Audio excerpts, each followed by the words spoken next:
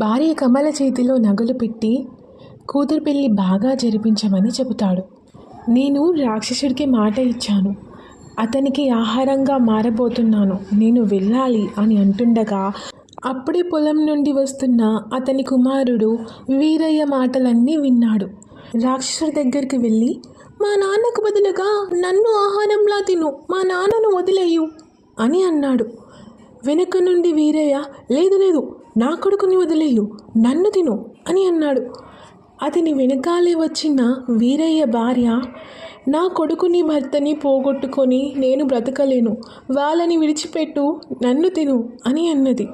అంతలోనే పరిగెత్తుకుంటూ వచ్చిన వీరయ్య కూతురు, నా పెళ్లి నగల కోసం మా నాన్న వెళ్ళడం వల్లే ఇదంతా జరిగింది, దీనికి కారణం నేనే, నన్ను చంపి తిని వారందరినీ వదిలిపెట్టమని ప్రాధేయపడింది.